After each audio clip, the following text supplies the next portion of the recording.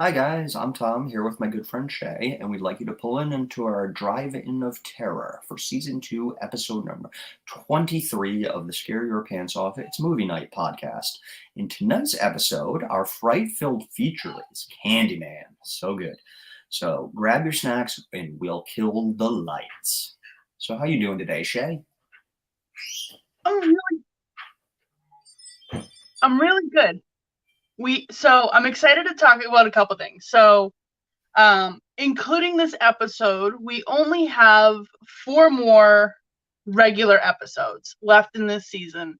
And then for everybody listening, we have 2 kind of different episodes coming up. After those, we are doing an episode solely dedicated to Jaws. Because how do you not solely dedicate an episode to Jaws? Yes. Um, and then the episode after that, we're doing something a little bit different. We are going to be in a very old school radio show sort of way, telling you a story written by yours truly. Um, and we hope you enjoy it. And if it goes over well, we hope to do more in the future. But that's what you have to look forward to in the episodes to come. So I can't wait. It's so fun. I mean, like you said, how do you just try to talk about Jaws in like a 10 or 20 minute sort of, little clip? And start that one over. yeah, how do you talk about Jaws in like a 10 minute section or 20 minute? You got to dedicate a whole episode to it because I mean it's a masterpiece. And then what I've learned recently from Shay on a past episode is her love for shark movies, which I had never known prior to this. So I mean we got to dedicate. And then I'm really really excited about that sort of old school because I love old school radio show type things like that. And War of the Worlds or whatever. So you guys are in for a treat because Shay is an excellent writer, and I haven't seen it yet, but I'm sure it's going to be fantastic. So I cannot wait for that. So definitely stay tuned for that stuff. So what's new? So, are you current on Last of Us? Yes.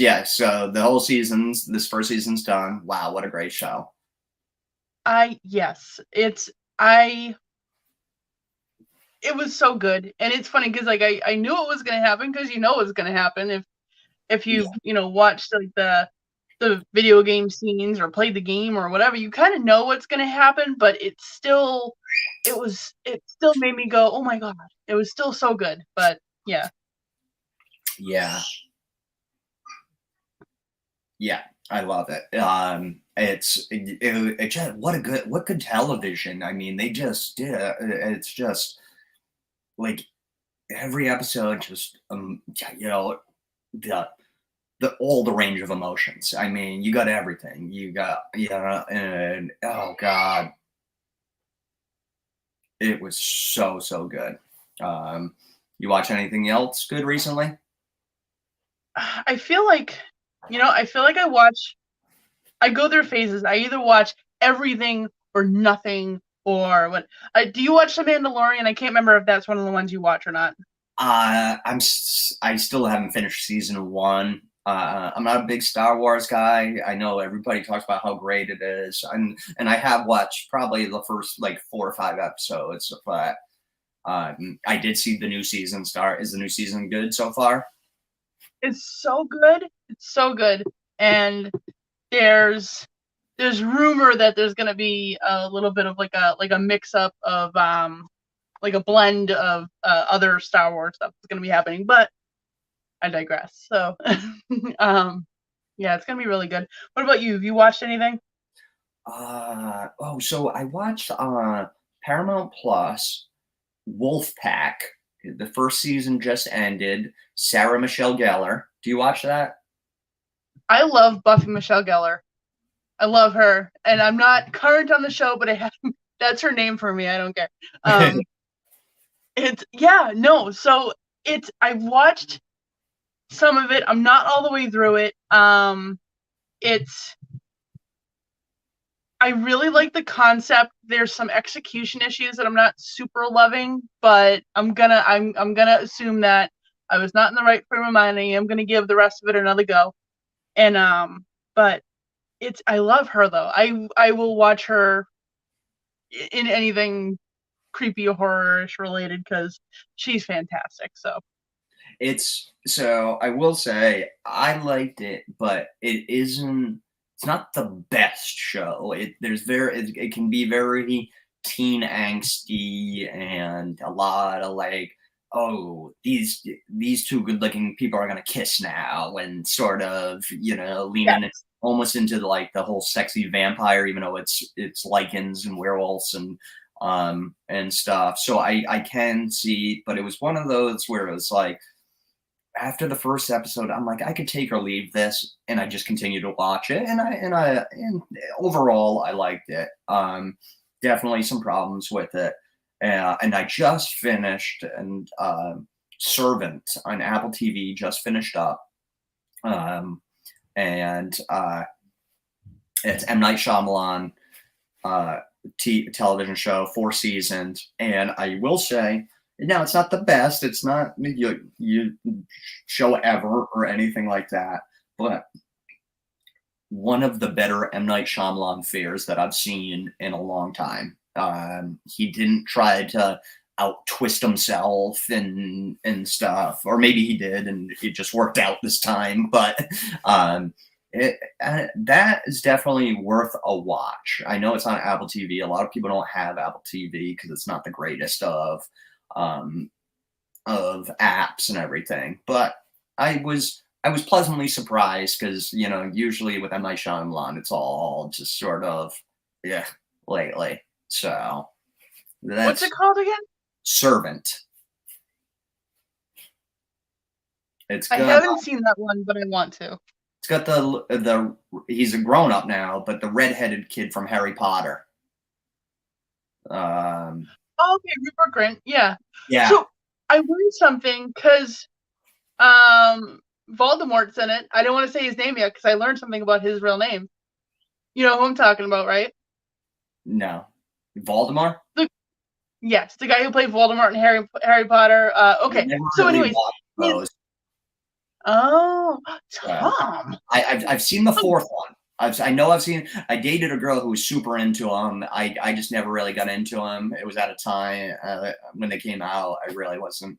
So I don't know who you're talking. I know I'm bad. Everybody in the world's seen Harry Potter, but all right. So I'll give you a pass on it. Okay. So his name is spelled Ralph. Fiennes. Oh, Rafe. Yep. Yes, that's what I learned. I've always heard the name and thought it was Ray Fiennes because it starts and ends with a sound. So I just thought his name was Ray Fiennes. And I'm looking at it and I'm like, why are they calling him Ralph Fiennes? And no, it's not Ralph Fiennes, it's Ray Fiennes, but it's Ray Fiennes. So I literally learned that I've been saying his name wrong my whole life because well, yeah. But anyway. I in protest, I used to always call him Ralph Fiennes because I'm like, that's Ralph. That's how you spell Ralph, and not Rafe. So I called him that, but yeah, Ray. He's a great actor, great. So and so is his brother there, Joseph. But Red Dragon. Oh my god, so good, so good. Yeah, Rafe Fiennes. It's like, dude, that's Ralph. Yeah, it is. You're not fooling anybody. We know. We're on to you. Yeah. Oh, all right. Well, do you have campy today? Was I supposed to have one of those today? No, I'm kidding. Of course I did. I think so. All right. So I'm gonna talk, and I'm not gonna talk long about it because I feel like not enough people gave this movie a chance. And I understand it, I get it, but I know an alarming amount of people who didn't watch this movie, and I'm disappointed in every single one of you if you're listening to this podcast and you haven't seen it. So, I'm going to talk about Cabin in the Woods from 2011. This movie is a parody of every cabiny in the woods-ish movie you will ever see, like Evil Dead or any of the other ones. But it's a parody of that, more or less. 5 friends decide that they're going to go in vacation in a remote cabin way in the middle of the woods, and behind the scenes, and you actually see the behind the scenes, which is awesome, there is a facility of scientists whose sole job it is to try and kill these 5 people, or probably anybody else who stays at that cabin that they allow to stay there. But this facility is provided with a number of monsters at their disposal to try and kill the 5 people, and it's hysterical because, first of all, the monsters are ridiculous and whatnot. The monsters are ridiculous and whatnot. So monsters that you're gonna see supernatural things. You're gonna see like mythical monsters, phobias, zombies, biblical demons, aliens, giant oversized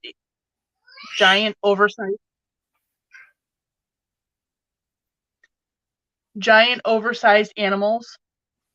Now, in the scientist facility, what you're gonna see is it. And I don't feel like this is talked about enough. There's a whiteboard of a list of every creature they have at their disposal, and they're taking bets. There's actually all the different people that work in the facility are taking bets on what monster is going to do the best and whatnot, or how far they're gonna make it into the list, or how far they're gonna make it into the list. So I'm gonna read you this whiteboard because you don't see it for long enough to really take it all in, and you're gonna miss it. And you could Google it, or you can listen to me talk, because we're all here to listen to us talk, and that's fine.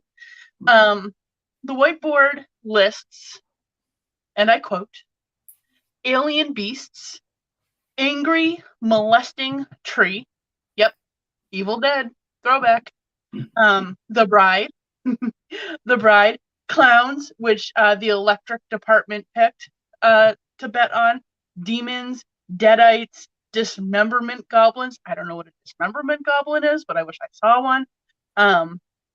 The Doctors, dolls, dragon bat, giant snakes, a hell lord, a Huron, picked by the research and development team to win, jack-o'-lantern, Kevin.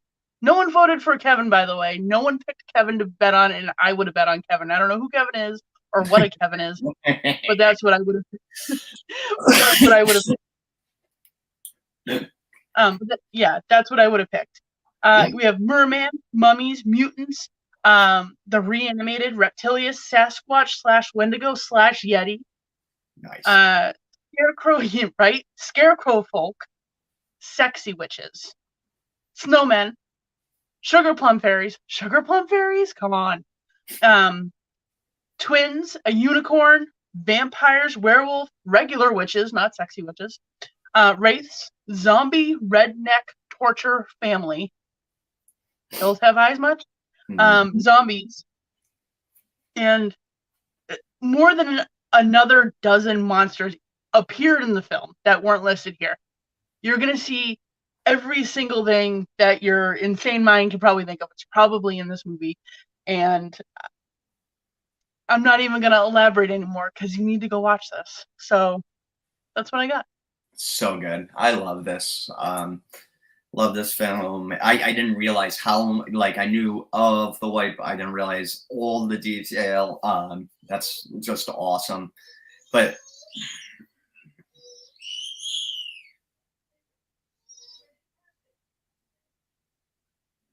I love this film. This film is right in the pocket of what I really, really like in horror, and it pays homage to other films, but it's good on its own. It's very campy. This is it, like an all timer for me. I just absolutely love this film. I can't say enough good things about it, guys. Definitely check it out. Like you said, it's unfortunate how many people have not seen this film. It's that's crazy. Crazy. All right. Well, I have the feature, and oh, this is a good one. And I know we say it about, oh, this is our favorite. We say, I know we must sound like broken records. We say because they're all our favorites and everything, but this is a really good one. I'm talking about the 1992 American Gothic supernatural horror film written and directed by Bernard Rose, and that film is Go back and do that part over. okay. No fucking. Oh my god.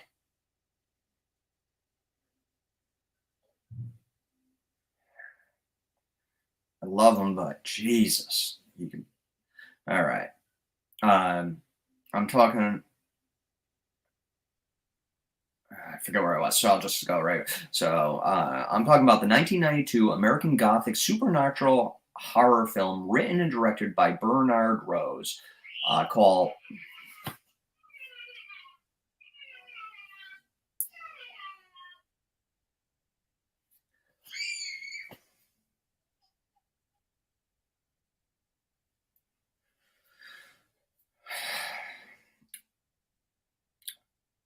I'm talking about the 1992 American Gothic supernatural horror film written and directed by Bernard Rose called Candyman, starring Virginia Madsen, Tony Todd, Xander Berkeley, Casey Lemons, and Vanessa Williams.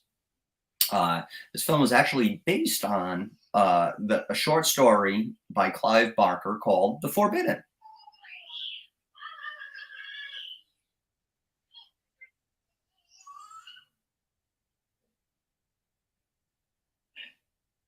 Called The Forbidden.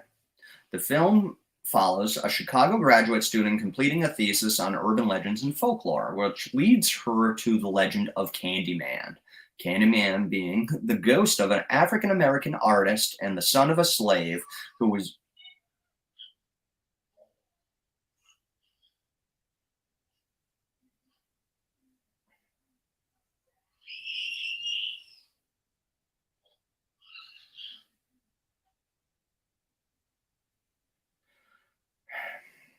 leads her to the legend of Candyman, the ghost of an African American artist and the son of a slave who was murdered in the late 19th century for his relationship with the daughter of a wealthy white man. So, like I said, this film was released in '92, and it was made on a budget of 8 to 9 million, and it did 25.8 million at the box office. Now it has gone on to gross much, much more because it has become. I call it a classic. Some people call it a cult classic. I just think it's a classic within the genre. I mean, it's an all timer. I agree. You know, there were slight differences. They did change some from the short story, like they changed the setting. In the short story, it was in Liverpool, but they changed it to Cabrini Green Public Housing Development in Chicago. So a little fun little thing about that is I actually lived in Chicago for quite a few years, and Cabrini Green at the time, in the years preceding me living there, it's gone on. It's been gentrified now, and there's a lot of condos and stuff, which is kind of unfortunate. But it has gone. It was the most violent neighborhood in the United States. It was multiple shootings a day, usually one or two deaths a day, if not more. It was super dangerous. I actually, when I lived there, got lost one day when I was out searching for work, and ended up near there and didn't realize it, and got out of there really quickly. Because like I said, it was known for how violent of a neighborhood it was. So I'm going to do just a brief synopsis of the plot, and then briefly kind of talk about some of the sequels.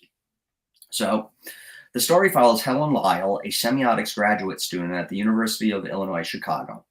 while she's researching urban legends and myths and stuff like that for her thesis, she comes across the legend of Candyman, a spirit who kills anyone who speaks his name 5 times in front of the mirror.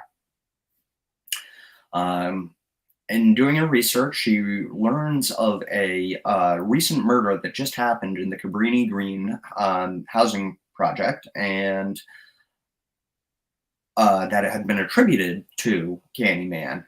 And then in the research of it, she came across 24 other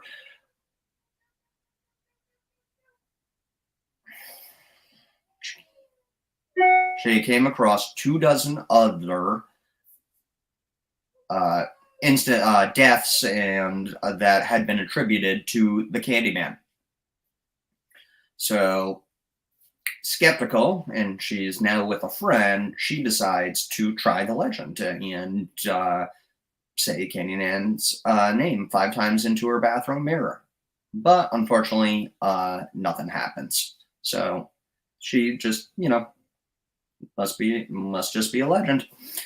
So now Helen and Bernadette are working together on the thesis, and they've narrowed the scope of their thesis and sort of what they're going to concentrate on, and that is how the residents of Cabrini Green use the legend of Candyman to cope with the hardships and inequality that they are living with and through in this public housing project. Very strong thesis, if you ask me. I've had to write a few thesis papers, and they're not fun. So she begins researching it, and they start visiting the scenes of recent murders.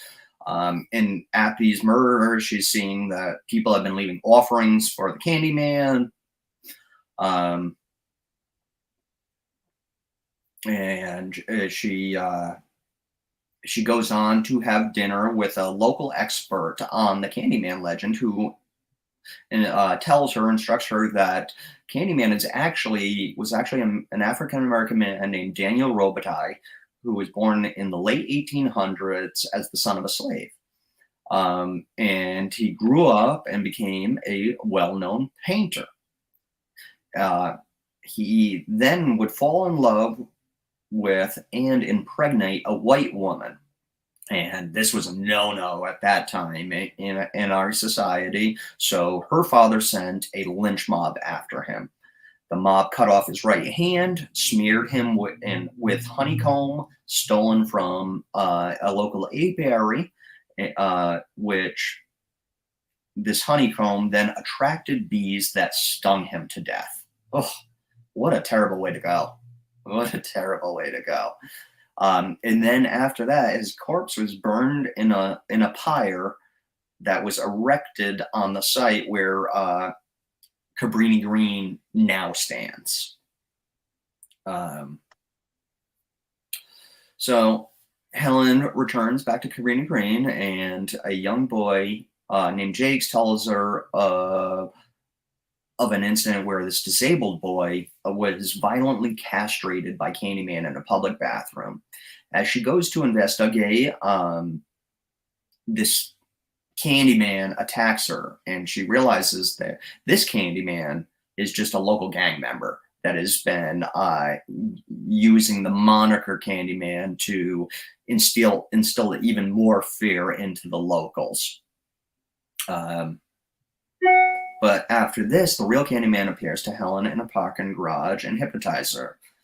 And at this point, he explains to her that because she discredited his legend, he must now shed innocent blood to perpetuate it, to bring his legend back into the consciousness, because he cannot be forgotten.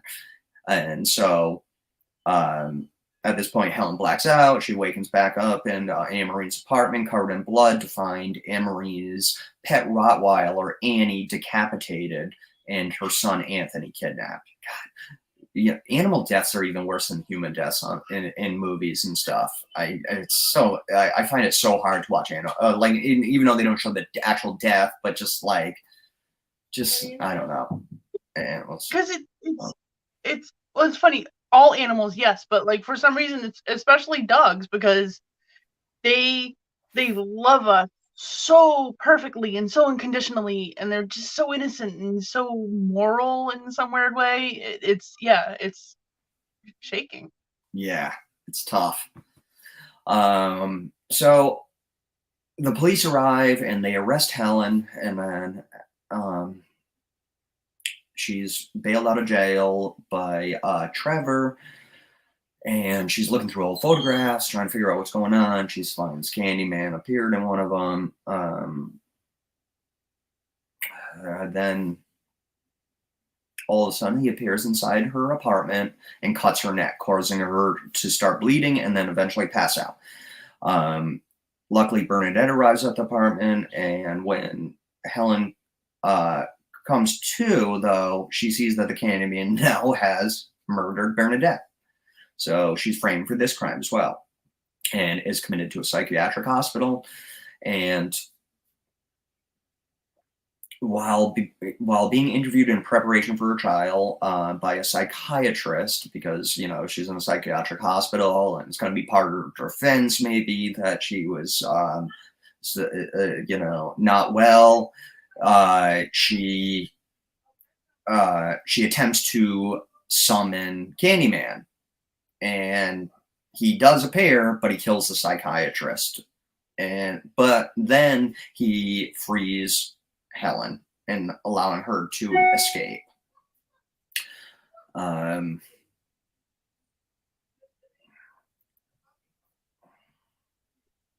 So then she returns to the apartment to find Trevor now living with one of his students. Screw you, Trevor.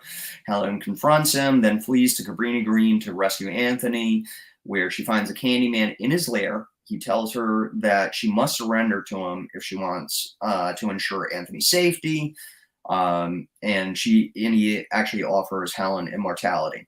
And in doing so, he opens his coat, and this is a really cool scene. I love the scene, revealing his rib cage, which is just wreathed in bees. It's just bees on it. Very, very cool visual. And then we see the bees pour out of his mouth as he kisses her and stream down her throat. He then vanishes. Helen awakens to discover a mural of the Candyman and his lover, who looks very, very similar to her. And the Candyman promises to release Anthony if Helen helps strike the fear in the Cabrini Green residents by, feeding his legend. But then he reneges and he attempts to immolate both Helen and Anthony in a pyre. But the flames destroy the Candyman, and Helen dies while saving Anthony. And then we fast forward a little bit, and at a home, a grief-stricken and guilt-ridden Trevor looks into the mirror and says Helen's name 5 times, whereupon Helen's vengeful spirit appears and kills him. And then we see a new mural of Helen dressed in white with her hair ablaze in the Candyman's lair. And sorry, I know there's a lot of detail there, guys, but it's a good one, and I didn't know where to cut it off, so I just kind of went with it. It's so a little interesting thing about this was that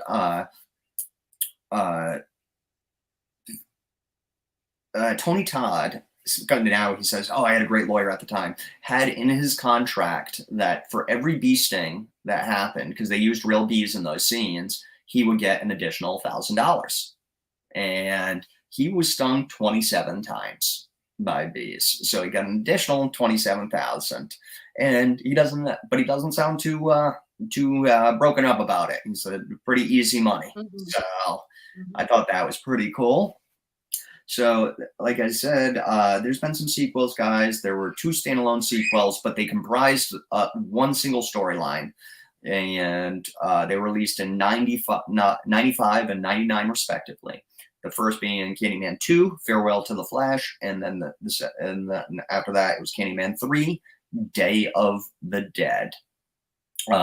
Originally, Rose, the director, wanted to make a prequel that revolved around the Candyman or Daniel Robitaille and Helen's love story, but the studio was not interested.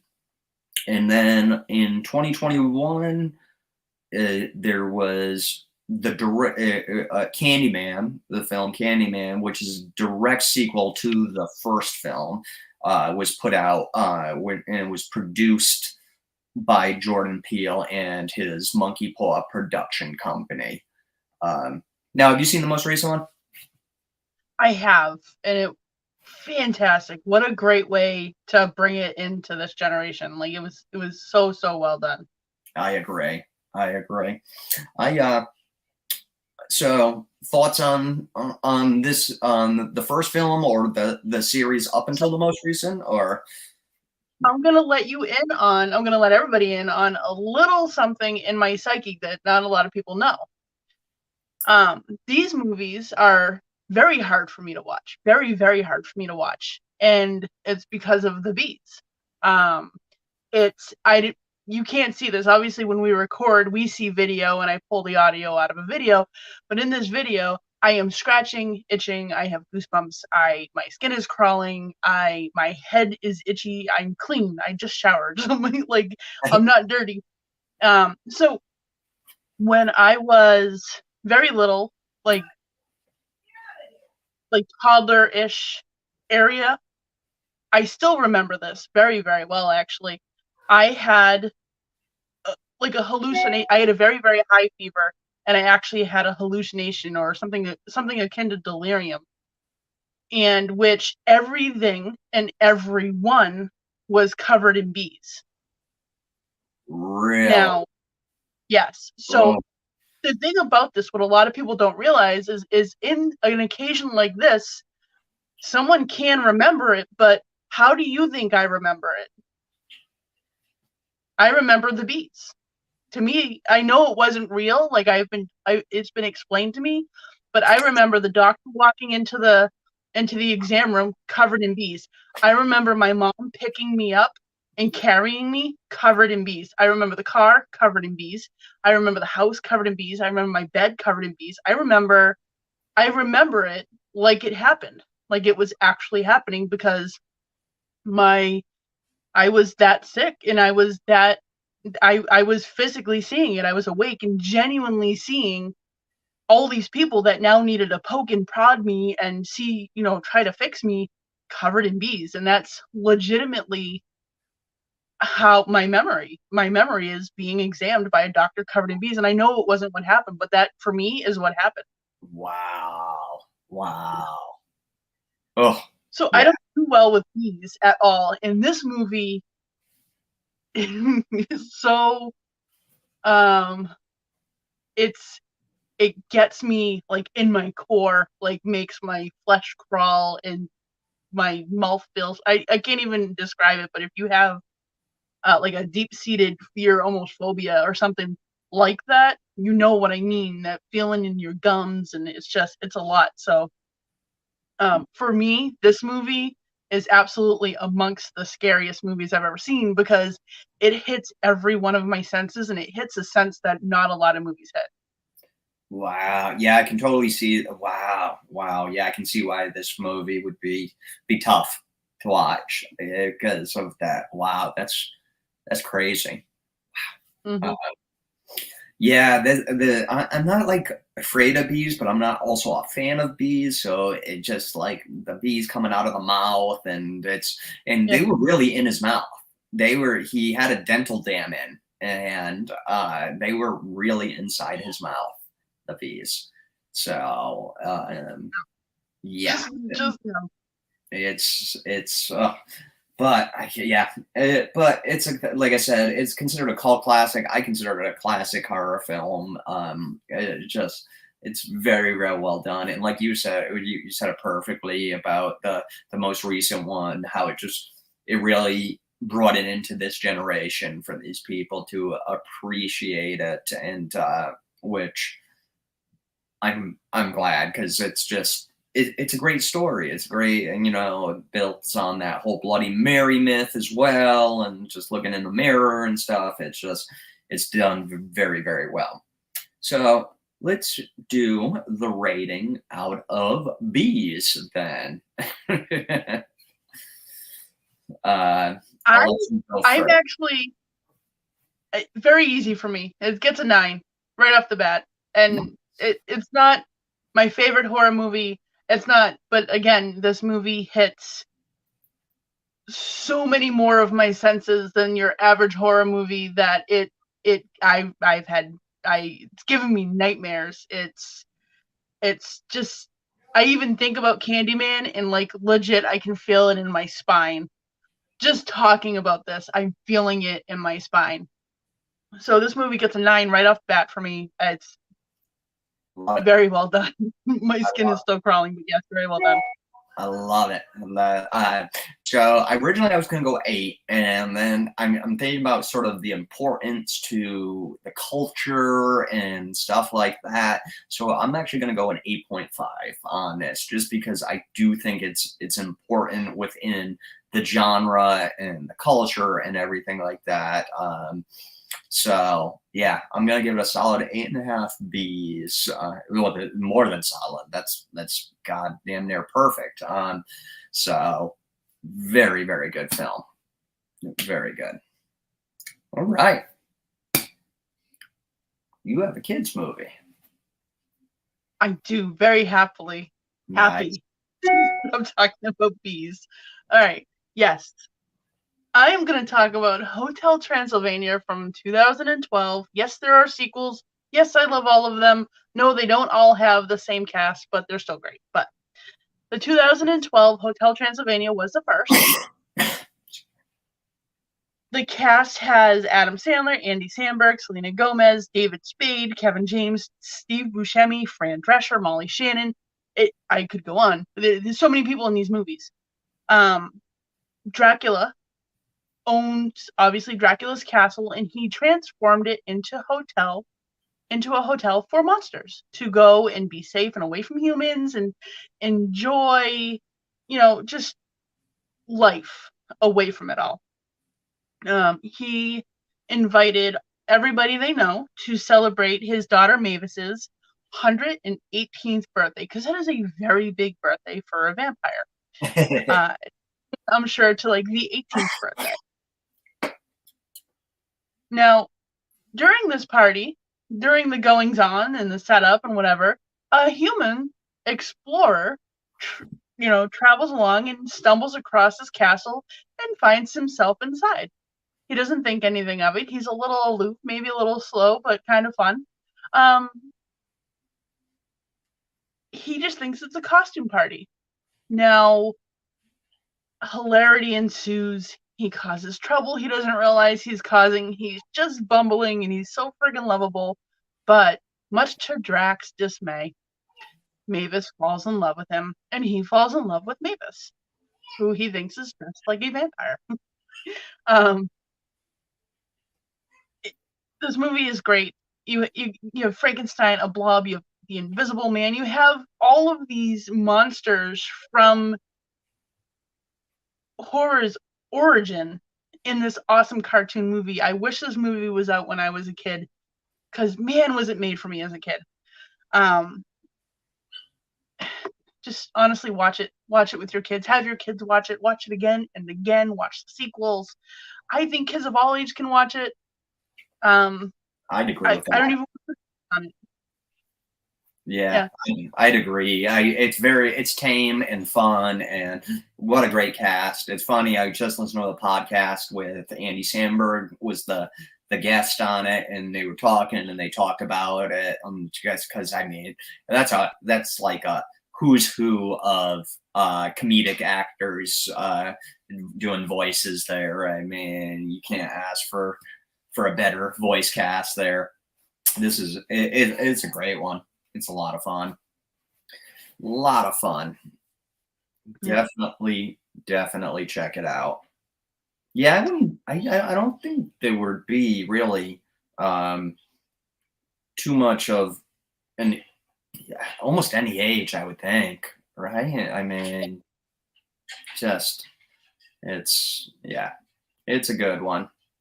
So, I didn't cut you off, did I? No. Oh, okay.